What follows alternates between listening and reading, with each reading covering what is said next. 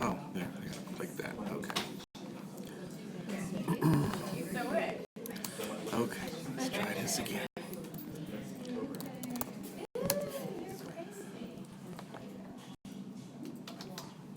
Should be coming up already. Oh, there. Click that. Okay. Let's try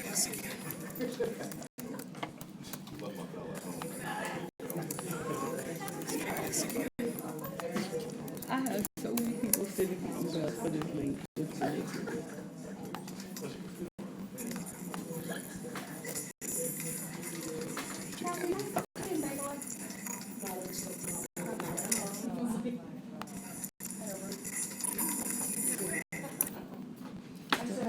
Did you send it to? Oh, I understand. And usually when that happens between my children, I get this call and they say, how much PTO do you have? I think clicked on it. Yeah, my daughter moved to California, so she didn't know how to. She did? Yes.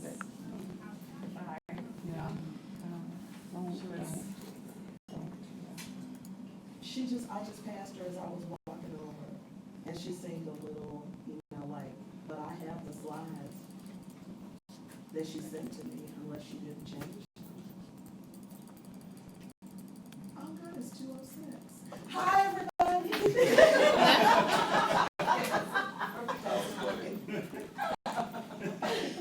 I was really hoping for a greater showing because we have two people who traveled here on a turnaround flight from McLean.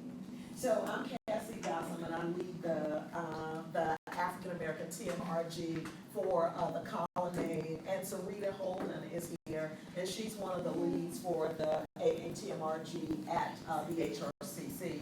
So welcome, and we will get going here shortly. And just keep breathing. So did you guys QR code and bring your phones and sign in? That is just so great. It is. Me? Okay, sorry.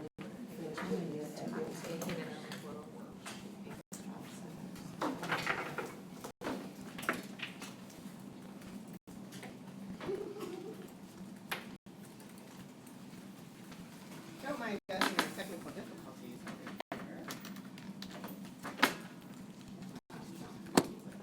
So I use this one.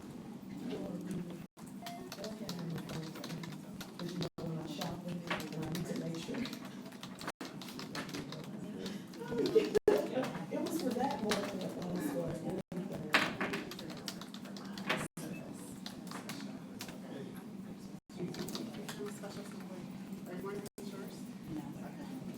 Do you need to unplug something over there? Huh? Do you need to unplug something over there? No, I was just wondering if one of these was her laptop. I sent it to you. Oh, you did? Yes, we tried it, right? I got my laptop. Excuse I can use it. Sarita. Yes, ma'am. Sarita. Yes, ma'am. Yes, ma'am. Are we live on anything or are we just recording? You are live, but we had to redo the link, and I just sent out to everyone because I got a lot of emails. So stay tuned. Okay, so there may be portions of this that we don't need to record. Too bad. So we'll say that at that time. Okay? Okay, you know how to pause it? No. He doesn't know how to pause it.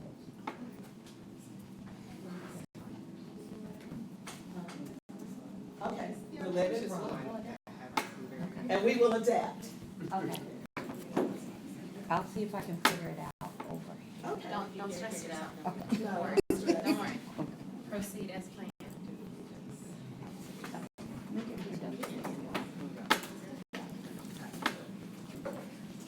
you need my slides? Are you in the light? We can turn it off, because we were just gonna put your faces up there, but it's better in person. We just had a couple of things, but it's all right. We Oh, no, you can definitely, yeah, you guys I said, ooh. Okay, I will. Okay, so again, well, thank you for being here, and again, I'm Cassie Gossam, and I lead the African American Team Member Resource Group at the Colonnade. Sarita Holden is here, who leads the group at the HRCC. TMRCC.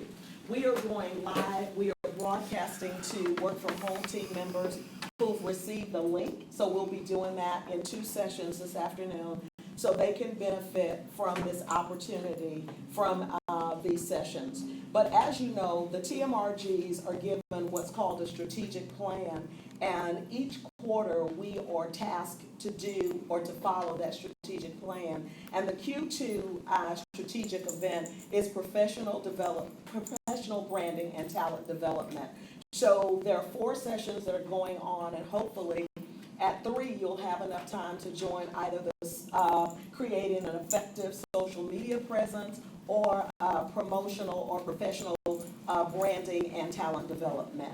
So again, welcome, and I'm going to turn it over to Erica Carey, who is a senior director, and I think it's called HR Digital and something of that nature. But anyway, as that goes, things really change, and I'm going to let her take it away and actually introduce our guests who are here with us today from McLean.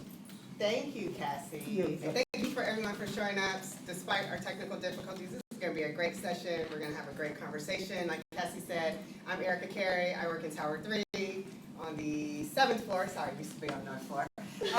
On the 7th floor, and I'm on the digital HR team. And I'm excited today to have Deshaun and Mike join us. I know Deshaun well from HR, but Mike, welcome, and it's a pleasure to meet you. Thank you both for traveling to Dallas. I guess you don't live in Dallas. No, I live in McLean. Okay, right. Thank you for traveling to Dallas in our summertime heat. Oh, yeah, we feel it. Woke up this morning, I was like, what's weather in Dallas, Google? It was like 98. I was like, That's hot. And I think we had a nice storm that cooled it down a little bit last night because it came. Yeah, it definitely cooled it down. So we got to 97, got everything. I left the swamp for this. But you know what's more important is the percentage humidity, so. That is, That's true. Yeah. that makes all the difference.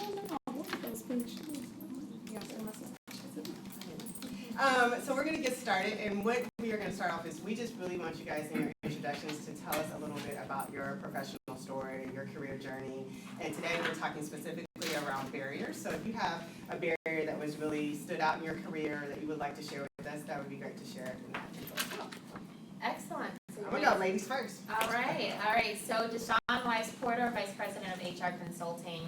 I've been with Hilton now for, almost 4 years. Came in on the HR consulting team, and I have truly supported every line of business with the exception of finance, which is where Mike sits, and development. So really have had an opportunity to kind of explore and work with every line of business, which has been amazing. I'll be honest with you, I did not start in hospitality. I actually have a finance background. I majored in finance and then started in the financial industry, where I also worked in mergers and acquisitions, but on the training side. And so that's really what led me into HR. Did a lot of training as well as global talent management, and then proceeded to work with a company called Kimberly-Clark. Has anybody heard of them? Oh, yeah. Yes. Okay. Some point of your life, you will touch a Kimberly-Clark product, right? So whether it's like Viva, Kotex, depends. At some point, you will touch it. And so really got a lot of global experience working at Kimberly-Clark. And so I worked in South Korea. I was there, stationed there for quite some time, as well as in Turkey. And then I led a team that sat in Latin America, so spent a lot of time traveling around there. From there, I ended up at Rosetta Stone and led their change management effort as they were moving from being a consumer-facing brand to basically business to business, and then came over to Hilton. So that's a little bit about my journey. All in HR, but around. Wow. I feel so inadequate at this point. But I had like 3 jobs. Besides Dairy Queen, so 4. So good afternoon, everybody. My name is Mike Coleman. I'm the VP of M&A and Capital Markets for Hilton, based out of McLean. And I've been with Hilton a little over 2 years at this point. So my career path was a little bit different than Deshaun's. I actually started off in engineering. So grew up in Atlanta, ended up going to Georgia Tech, and at the time, Georgia Tech, I guess it still is, was a good engineering school. I really didn't like engineering, but I didn't one of those people who couldn't cut it, so I decided to do engineering and got my degree in industrial engineering. After that, I went into consulting, so I worked for a company called Kurt Salmon Associates, which which is now Accenture, which I'm sure some people may have heard of. Consulting was really cool. I thought it was real interesting to come out of college, to come out of college and have a job where I was basically consulting and advising people that were, 10, 20 years older than me. So I was kind of a change management consultant working in the retail space. So I was working for companies like Macy's, Bloomingdale's, AutoZone, kind of giving them advice around change management and like work processing. Which wasn't that interesting, but I feel like I learned a lot of valuable life skills when you're like the 22-year-old kid living in the middle of Kentucky trying to tell people who are 55, my grandkids older than you, what to do. You learn a lot of valuable life lessons. After that, I knew I didn't want to be a consultant anymore, so I made the transition. Went to business school at Columbia in New York, and business school focused on real estate and finance, where I felt that was like more of my true passion and calling. And like everybody in business school at the time, which was before the crisis, investment banking seemed cool. It actually seemed cool, but it seemed like a decent amount of money, so a lot of people, hopped on that train, and I thought it was a good opportunity for myself. So I went into investment banking, did that for about 10 years total, 5 years at UBS, and then most recently at Citi. Saw the light about 2.5 years ago. New York was a lot of fun, but I got a little older, had children, and wanted something more kind of be on the principal side of the thing. Like when you're a consultant, when you're a banker, you're advising people to do transactions, deals, but you're not really living with that transaction experience. You're kind of like, hey, you go do this and go along your merry way. For me, I thought it would be more interesting to kind of make those decisions and then live with them. So I got the opportunity to meet Chris and Kevin through my banking career. I knew some spots that opened up as part of the spin, went through the interview process, and then joined Hilton about 2.5 years ago, again, leading the capital market M&A efforts. So that's kind of me in 2 minutes. And M&A is mergers and acquisitions. Oh, sorry, mergers and acquisitions. Great, you guys have had some diverse careers and seen a lot of different organizational functions and how they play out within the enterprise. So I think that's a great story to kind of land our conversation in. I think we're going to move on to some audience participation. So we're here to talk about barriers today. If you want to go to the next slide, Cassie, thank you for putting that up there. We wanted to tease out some of the things that we're hearing that are common barriers that team members face. Maybe it's an absence of a role model or an absence of a mentor, lack of networking opportunities, whether they be social or professional, lack of challenging projects or involvement in deep to develop and show new skill set. Advocacy and sponsorship is a huge thing that we see as a barrier for team members. Coaching and development, and just being consistent. So gray areas of skills needed, qualifications for roles. Sometimes there may be perceived double standards, getting constructive feedback, and just overall lack of opportunities and exposure. If there's anything else that we haven't kind of addressed, these are some of the top 10s that we see, not only in Hilton, but in larger organizations just in general that are perceived barriers, but we want to give you guys some tools and tips to kind of get over some of these barriers. Is there anything else that you guys want to contribute to the list? I didn't want it to just be a blank space. All right. So if we say these are some of the perceived barriers that we're seeing out there, first of all, do you guys agree with some of these barriers? Yeah, I agree with all of those. I think one that I see that was missing, or that was missing for me, and I think one of my challenges was kind of having like the confidence that you kind of belong and fit within an organization. So I don't know how you kind of fit that into a bucket, but I felt like throughout my career, I was always put in situations where I kind of questioned myself, like, hey, can I compete with these guys or guys and girls in engineering, going into consulting, investment banking, like whatever it was, anything that was new, I always kind of struggled internally to kind of say, do you belong? And more importantly, if you belong, how do you excel and how do you kind of differentiate yourself amongst peers who, may have, better education, more wealth, or just different backgrounds that, are more kind of in vogue, per se, for what you're doing. So, I would add that to the list because that was at least a personal challenge for myself. I agree. Interesting. I had the same thing. It's kind of like that self-limiting belief, that inner critic that's just like, truly, am I good enough? Should I speak up in this meeting? This is not really my area. I have an opinion. Is it the right time? Are they going to look at me like I'm crazy? And so it's figuring out kind of like how to silence that. So I agree. It's definitely a perception. So if you guys experienced that, can you share kind of how you overcame some of those barriers or those thoughts and those perceptions? We're getting personal now. You know what? Listen, no, excellent. A question. Sometimes you have have to be your own champion. You have to be your own cheerleader. When you get out of bed and you know you have a big meeting or you're walking into a meeting and you're new to the team, give yourself that pep talk and say, wait a second, I'm smart. I've accomplished A, B, C, and D. Write down the things that you were super proud of. Write down the things that you have actually gotten through that you did not believe at some point that you were going to be able to make it through. Right? And allow that to be your motivating factor. And just make sure that as you're walking in, you're telling yourself that. Or if you're sitting in a meeting and you're just like, okay, ooh, I see a lot of titles around me, and all these titles are higher than me. Should I really be speaking up? I mean, give yourself that pep talk and silence the inner critic and pull up a lot of those strengths and that good stuff. Yeah, I think similar. I think for me, one thing was like setting small, achievable goals, right? So I think kind of being in that room where you feel undertitled, but you have, valid points or, interesting contributions to the meeting. Set goals for yourself. Like, hey, I mean, even starting small. I remember walking in meetings, even as a banker, saying, hey, I'm going to at least say 2 points in this meeting. I don't care if I'm a junior associate, everybody is an MD. I'm going to make my voice be heard. Or if it was going to say, hey, I'm going to take on a new role within the next month. Maybe just a small project or whatever, but like if you can start setting goals that are attainable and pushing yourself, a lot of it is getting outside of that box that we kind of put ourselves in. Some of it does take some luck. I mean, I know in one of my earlier reviews as a consultant, my boss came up to me and was like, Mike, you have really good things to say, but you never say anything, so nobody knows. That was that was good feedback. It's like, all right, well, at least I've said enough, but somebody knows I know what I'm talking about and capable. It's like, all right, with that, let me make sure I don't leave a meeting or situation like without my voice being heard or something like that. So I think it's all about taking one step at a time, but it's also taking steps that you can build on, right? So if it's as simple as, hey, I'm going to say 2 things in this next meeting, regardless of what they're talking about, even though I hate to be that person who's like, just say something, hear the voice. Yeah, no piggybacking. Yeah. Well, Deshaun, I was going to interject that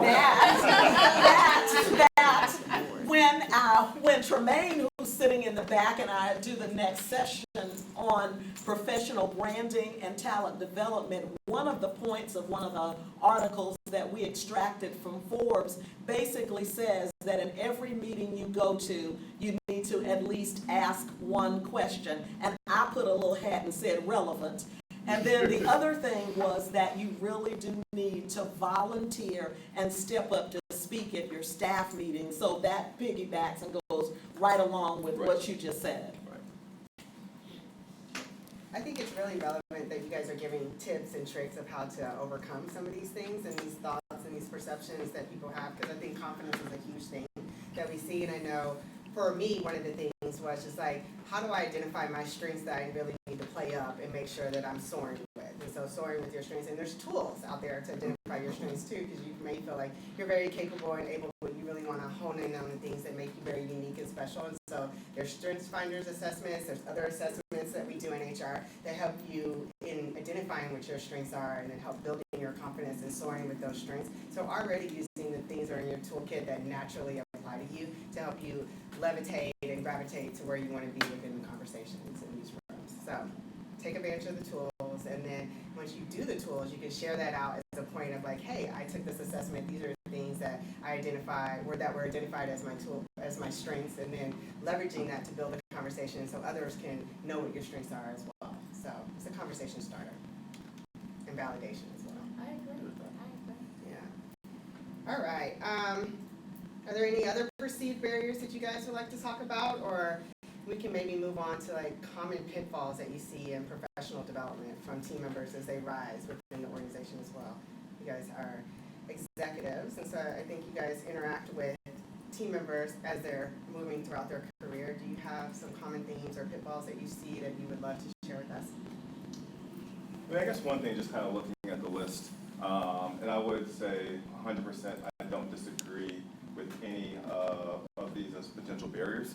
The one thing I will say is sometimes we put barriers in front of ourselves and it may or may not be there. And I definitely feel a lot of it sometimes you have to take it kind of on your own to push through that barrier or find a way to get around a perceived barrier. For example, I'm really big into mentorship, and I think it's extremely important. In front of HR, be careful how I spin it, especially some big tapes. I'll take that head off for you. Me out of your But- clothes. I think formal mentorships programs are great and can be useful. I've found personally the more valuable approach to mentorship is finding somebody wherever they are that can be very beneficial for your career. So just because, as an intern, I was in different, corporate programs, and I was at GM, and like, oh, here's your mentor, and we sat down for like 5 minutes, and it was clear like we didn't click. I didn't think I could learn much. He didn't find much interest in me, so it's kind of like, all right, now we have these monthly meetings that aren't really going anywhere. On the other hand, one of my kind of informal mentors, like, hey, meet this guy that, I think he could help you out a lot. This guy was 40 years older than me. We have a lot in common from a racial perspective or kind of just genuine interest, except business, right? And so he's been the best mentor I could have ever had because, he's at a point in his career where he has great experience. More importantly, he finds me interesting and wants to help, and we can have that natural bond. And, that's kind of elevated from a more of a formal mentorship to friendship, which is helpful, but at the end of the day, I was really looking for a mentor. So I think it is kind of on all of us to kind of, knock on doors to meet the right people, just try to meet the right people. Like, hey, I've definitely been in an organization, like I looked at the org chart, I'm like, hey, you're gonna be my friend. And just, have coffee and just see if anything gels. I mean, sometimes it'll work, sometimes it won't. But a lot of it, is on us as the potential mentee to try to find that relationship and find somebody willing to help us out. I agree. I think to add to that, there's mentors and then there's sponsors. And so is everyone familiar with the difference between the two? All right, so I'm seeing some head nods. So, there's, so your mentors are those that, yes, you can look at an org chart literally, and that's a great way in which to establish your network and say, I would love to learn more about this particular team. Let me reach out to this person. Let me create some organic conversations, or sometimes forced, and then it turns to be very organic. A sponsor is somebody who has a seat at the decision-making table that can help you to navigate and grow your career. And those, no, you can't walk up to somebody and say, will you be my sponsor? It doesn't necessarily work like that, but you always want to make sure that you have somebody that was within your leadership team. It does not necessarily have to be your direct manager, and so I think that's very, very important. You find somebody who knows the work that you're doing, you understand what is important to them, understand their priorities, make sure that they're understanding your priorities. Yes, you can go to them and ask them for some advice, but your mentor is where you go and take all those difficult questions, right? The nitty gritty, the frustration, that's your mentor. Your sponsor should be one who knows and is very well in tune to your successes, right? Here are the challenges that you had in place in terms of your MBOs, your objectives, and here's how you were able to basically overcome them, but not all the strife in between. And so that's the differential. And so it's important that you make sure, and I don't know if in the branding session you're talking kind of about like elevator pitch, right? Yes. But you should always know at any given time, what are the 3 things that you're working on, and what is your latest significant achievement that can be tied back to this bottom line? And the There's new language always is something. branding statement. I like it. Sorry, I don't want to take your shine. Oh, no, it's okay. So go to that section afterwards, because it'll build on it, but I do think that that's important. I will also say, mentorship can be somebody who's internal to your company, but also external. And so just don't think about somebody to help you in terms of where you are today, but think about where it is that you're seeking to go in 3 to 5 to 10 years, and establish mentors along that type of trajectory. So by kind of show of hands, how many people have mentors? So if you have a good mentors, how many people actually have sponsors? And here's a caveat to that. Sometimes you may not know you have a sponsor. I was just gonna go there. You might not know it. Like, people are not necessarily going to advocate, and come to you and say, I am your biggest advocate. They may, but they could actually be like this silent person in the background that's truly speaking and advocating for you. And so again, that's where it's very important for you to make sure that you are demonstrating your successes, and you can also articulate them in a very concise way, so people know what it is that you're working on and know what you're accomplishing. So don't take any of those little short elevator rides for granted with some of the leaders. When people are like, what's going on? Oh, nothing. Oh, busy as always. Yep, busy. We're all busy. Right. So what else can you add to that? Busy doing what? Yeah. For how long? And why? Exactly.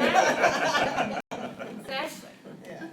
I think it's important that you have to be your own champions and cheerleaders and have that elevator pitch in place and say it in a very authentic way that resonates with people when you're talking to them. Yeah, in a concise way.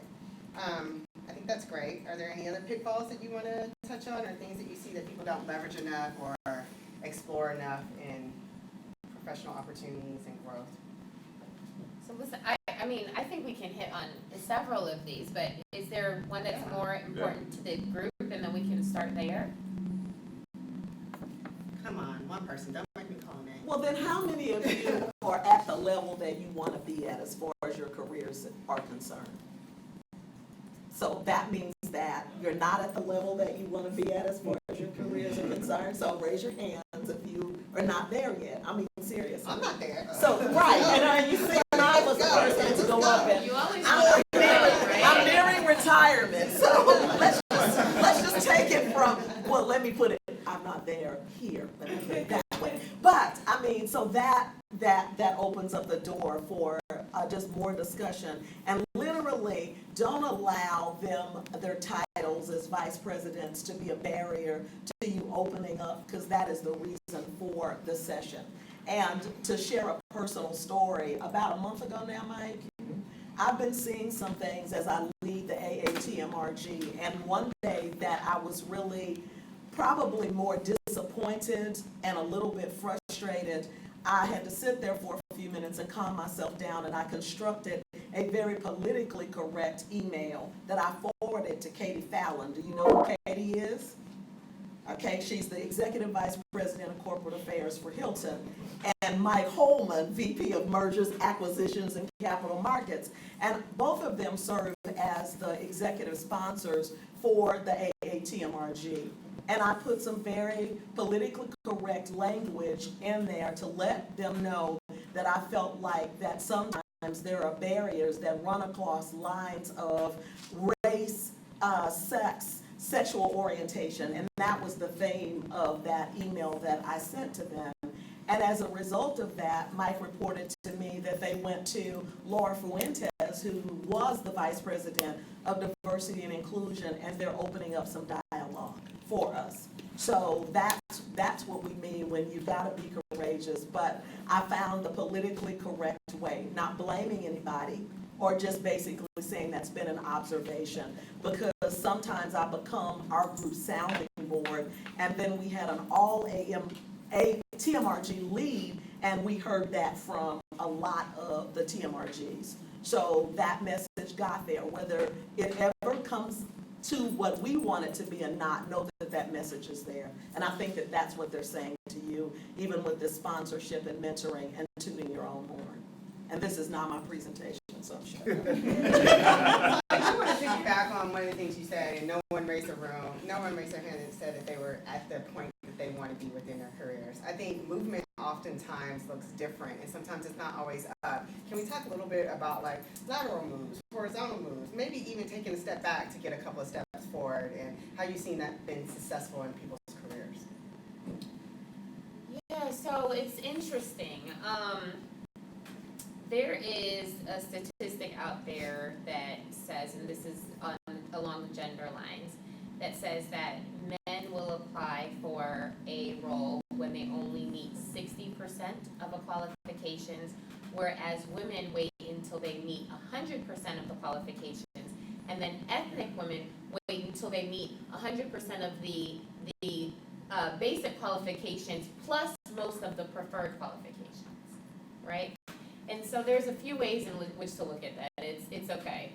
Are we always taking the chances that we should take, right? And then also it's whatever you focus on will always be enlarged.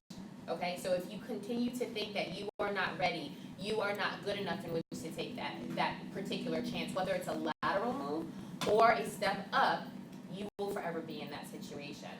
What constantly comes to my desk is, well, I don't know if I want to take a lateral move, or I don't really know, I can move, but I don't know if I want to relocate. There's opportunities that's out there, but I think it's very important for you to realize that sometimes opportunity may knock, and it might not come in the same package that you're expecting it to come in, and it might not be in that place.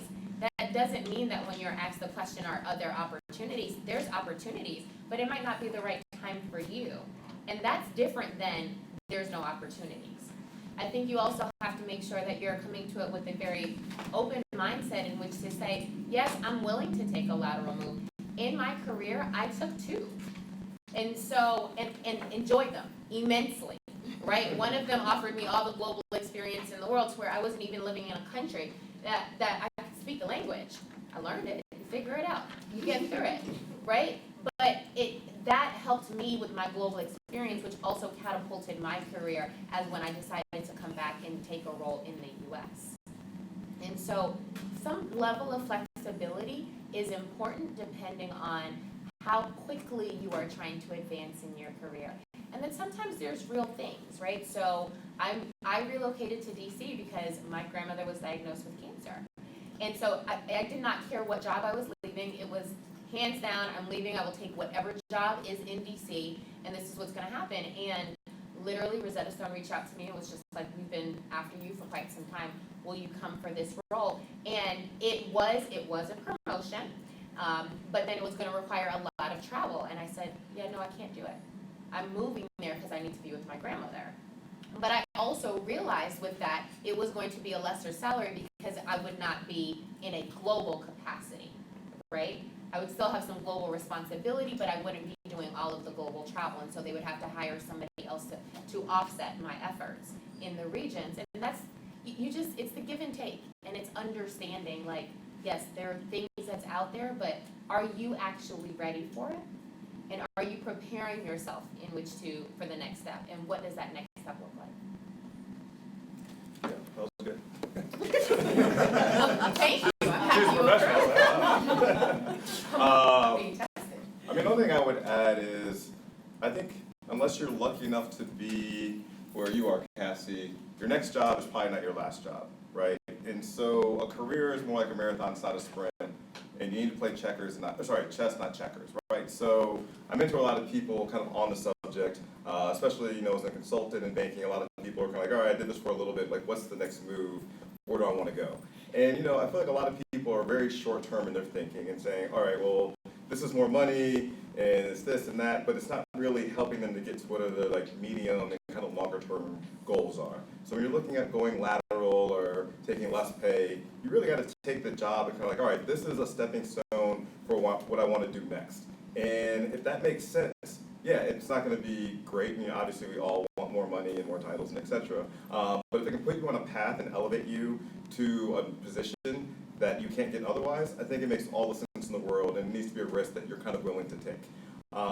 With that being said, kind of going to your point in terms of, not asking for things until we have 100% of the qualifications or what have you, do realize your value and do have kind of those tough questions and pushbacks when you have those opportunities, right? So, very personal experience. My wife just went back to work, and she was like you, as the 100% of women are waiting to I check all these boxes. I was like, baby, you're great. It'd be fantastic to have you. Just go for it. They called her back, things went very quickly, and then it's like, okay, got the job, and she was concerned about the money. I was like, ask for more money. She's like, well, I don't know. They said, I was like, no, just ask, trust me. Just put a number out there, they didn't get the full number that she wanted, but it's way above what they offered, right? And those are simple conversations. And look, being on the HR side, there's a lot of flexibility that you guys know about in terms of the strategy, in terms of hiring people. And look, people aren't trying to pay the most they can possibly pay, just like every other aspect of life, but it's available. So I do think, certain things can be lateral, and like, hey, I signed up and interviewed as a lateral, but based on your qualifications and skills, you think you deserve a higher title, you may think you deserve more money, and push for those things. And sometimes you'll get it, sometimes you won't. But if you push for it, you at least know. And then secondly, if it's getting you on a path for greater success in the future, go for it. You can always kind of go back. It's always lateral. It's not like you're going, 5 or 10 steps behind. Yeah, I like that. Juggle them. So I would say I like the idea of know your worth, but I would also say pressure test that. You have to be willing to ask for feedback. And somebody who's constantly giving you all the accolades in the world, oh my gosh, you're great, you're amazing. Yeah, okay, love on that person and go to that person when you're having a bad day. But you also need somebody who's going to give you the reverse of that and truly say, this is some of the areas that you need to work on. This is how you're showing up. Ask those questions. If you're working on a project and it's a new project team, take a moment to just say, hey, I know I just presented on this, can you give me some feedback? What can I do better next time? Because it's going to be that constructive feedback, and it's not comfortable. It's not comfortable, but it's going to be that constructive feedback that is going to push you and help you grow the most. And so, again, knowing your worth is very important. Your perception matters, but so does the perception around you of those around you who are making the decisions. So, in the words of Nipsey Hussle, the marathon continues. If I may, I want to share a personal story. So I am a technologist, and as you know, I work in digital HR in an HR organization. And so prior to coming to Hilton, I was in retail IT for a majority of my career.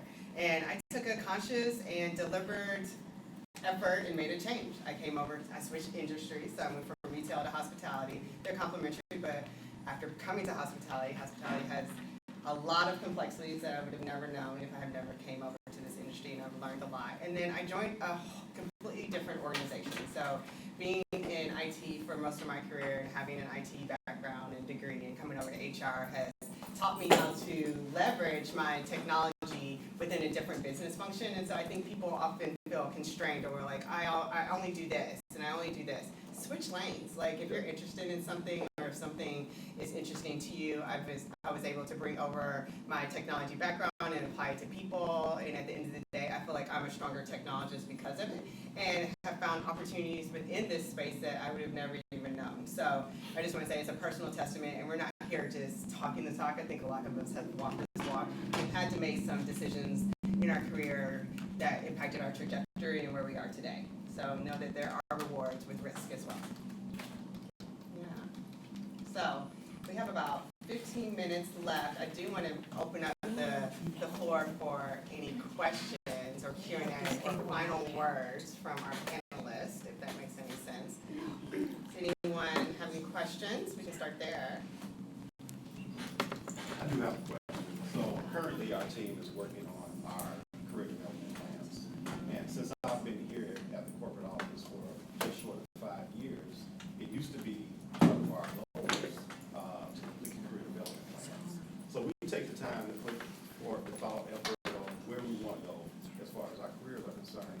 And once we submit the career development plans, nothing else is said. So I guess we're missing the development key to that plan. And so what is the purpose of one that if leadership is not going to develop us based on the plans that we put forward? Okay, so, interesting. So as you're coming up on mid-year discussions, within your mid-year discussion, there should definitely be a component where you're talking about how you're performing against the objectives that were set a few months ago, as well as the actual career development discussion. Those two should go hand in hand. But we also encourage our leaders throughout the year to be talking about and having career discussion and development conversations with you. So I would say, listen, it's up to you to own your development. Those plans are a tool, they are not a crutch. So I would say, reach out to your leader and say, hey, would love to schedule some time with you just to dust off this development plan, and let's just kind of walk through it, because I want to make sure you're aware of some of the development areas I've identified for myself, but then also I would like your feedback. That's the key to it, right? Like, yes, you can talk to them, but you also want to make sure that they're talking to you as well, right? So, and say, I would also like to get your feedback if there's other areas that I might not be seeing, or that you might feel is more advantageous for me to focus on in this immediate future to help me continue to grow my career. And then also define what growth looks like, right? We're all at different periods of our life. Like, I had a period where I was like, I'm not willing to travel, it doesn't matter what you pay me. And so determine what does that growth look like. And I would also say one more thing, that please make sure that you're not solely associating training with development. You do not have to sit here in a class and have somebody tell you to pull out your laptop and then you answer these questions and you click here and you do this and you submit this and you take this test and oops, I scored 80. Great. Like that's 10% of your development. The majority of your development should be coming from experience and exposure. So raise your hands to be on those project teams. Find out what are some of the other teams that are doing that you might have an interest in and see, can you shadow? Or can I play a small role in that particular team? It would be an hour of each week, and you can talk to your leader about that. Also make sure that you're talking with people that are around the company. Establish a network so you have a network of mentors, not just one. Does that help? Great question. Just because I work with the performance teams very closely as well, we're moving to a continuous feedback model. So this year we won't have a structured mid-year annual review process, but we will make suggestions that you still should have these conversations, but have them more often, frequently, and relate them to things that you're doing in your project work. And so we are moving to a more continuous feedback model. We do have frameworks in place though, in TMRG and the career development plans that help you have those conversations. But their framework is really about how to use that structure to get what you need out of the conversation. And we've been on that journey for Yes. a minute. The key is that while you might not have a system, a task to complete, the conversation should be underway. So Yeah. recognize, guys, that your leaders are human. Let's have a little bit of grace sometimes. And if they're not setting up the meeting, you set it up. Let's go to lunch. Let's have coffee. I don't care, 9 o'clock in the morning. Let's do this. It's on your calendar. And make it happen.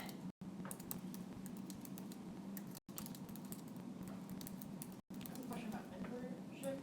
So I recently saw an article saying that men who are managers were uncomfortable having mentoring women. Like it was a significant percentage, and I understand like having a network of mentors. But does that hold, a female employee back? That there are men that say that they will not be comfortable mentoring men, or should we not seek mentorship from those men then? I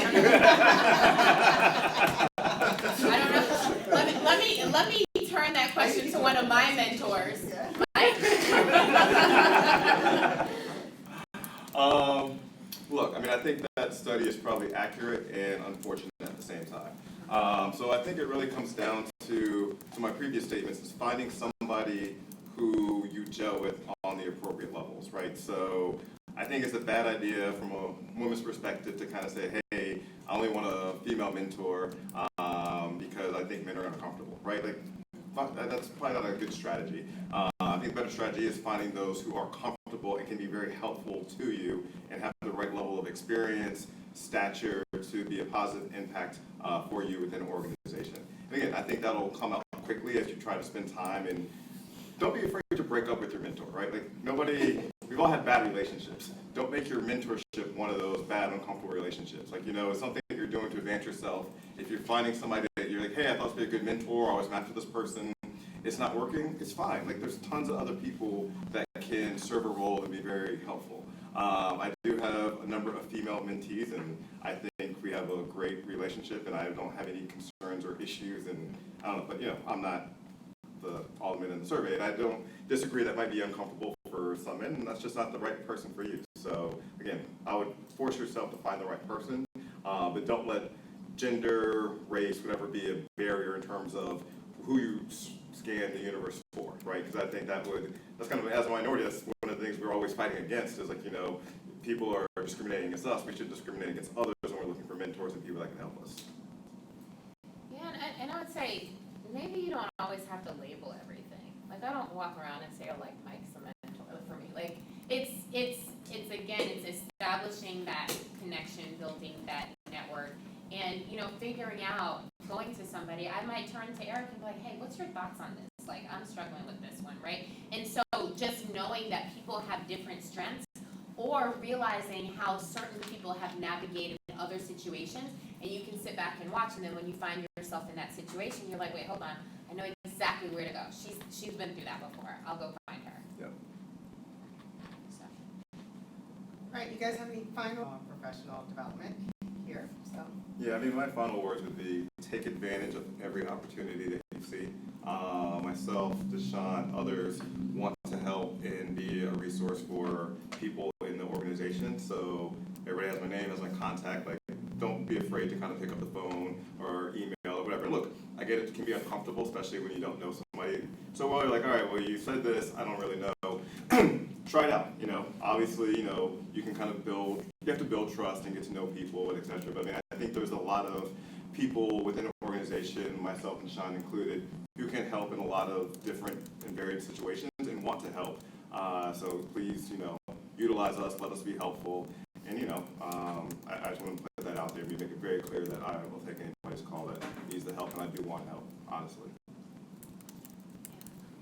So I'd say a few things. One, know your worth. Two, create your development plan and stick to it. Challenge yourself. Get out of your comfort zone. Three, seek feedback.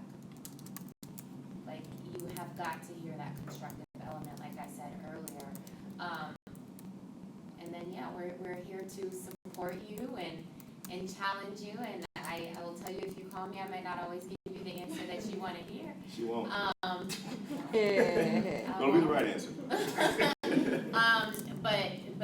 And just know that there are these potential barriers, there are these perceived barriers, and they could very well be real, but also know that you're looking at it through your lens, and so there might be other lenses, and sometimes you just have to turn that around. Whatever you focus on is going to enlarge, right? So keep that in the back of your mind, and you can't focus on the negative and all of the barriers and still trying to get to the next level and instigate change. And so just be mindful of that. I am a realist, so I'm not telling you not to believe those. What I'm saying is believe them, but don't focus on them. Figure out how can I navigate and get through it. Great parting words. Thank you guys for joining us today. And we just want to take the opportunity to thank Deshaun and Mike for coming. So we got you guys certificates and gift certificates. So this is for you. Thank you. Well, didn't have to do this. Thank you. So we appreciate you guys taking your time. Thank you. And then did everybody get a raffle ticket? Okay. Let's give her one.